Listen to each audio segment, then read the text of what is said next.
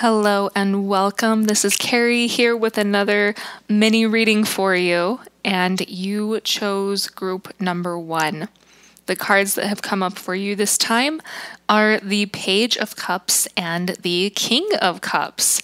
So not only do you have 2 court cards, but of course 2 court cards from the Suit of Cups.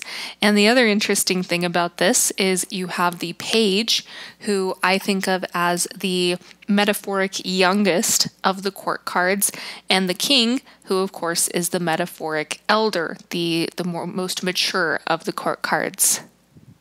I feel like what these cards are drawing your attention to at this time is the level of emotional maturity that you are bringing as you interact with and respond to the world around you. One of the phrases that comes to mind as I'm looking at these cards for you is "stop acting like a baby."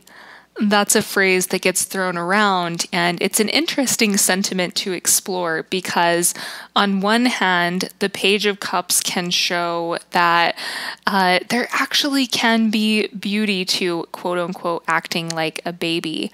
Acting like a baby can mean checking in with your inner child. It can mean letting go of baggage and inhibitions. So there's a lot of times in which we use that phrase as an insult, but sometimes it's actually positive and nurturing to quote-unquote act like a baby or act like a child.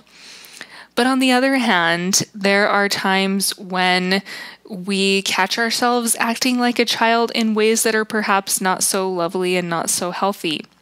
So as you are approaching life this week, if you find yourself getting into energies of pouting or getting into energies of shirking responsibility for what you say and what you do and how your presence influences other people, those are the instances in which acting like a baby is not healthy, is not helpful. So as you are moving forward, you might find it necessary to check in with yourself on both ends of the spectrum. Ask yourself, am I needing to act more like a child or act like a baby in terms of am I needing to bring more playfulness, more simplicity into my approach? But also do not be afraid to ask yourself, am I behaving immaturely? Am I behaving like a petulant child? So sometimes that can be a hard thing to admit to when you are maybe slipping into some of those petulant energies, but it's important to sit with both aspects of that question. Here's another message that is standing out to me for you here. Think about someone who you consider to be a good role model when it comes to embodying emotional maturity. This is something I'm thinking about, particularly looking at the King of Cups.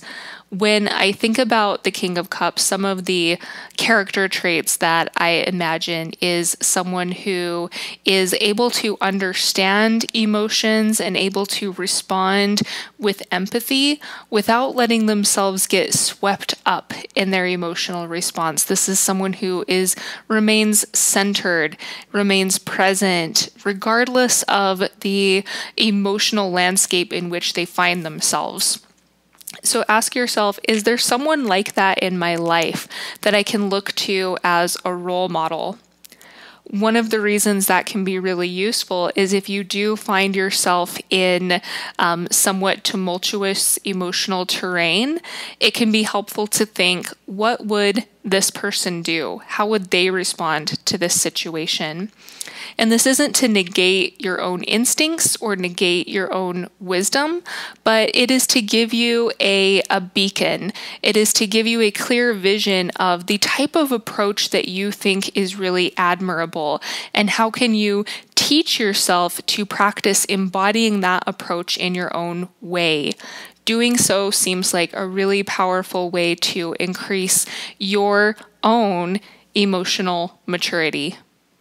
Perhaps the last thing I can say to wrap this up is remember to set the intention to feel your feelings and understand your feelings, but that is not to say that your feelings should be in control.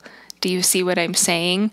There should be a level of consciousness, a level of intention that you embody with how you choose, again, to respond to those feelings. So I hope that makes sense. I hope you get something useful from this message. Thank you again for being here. Take care.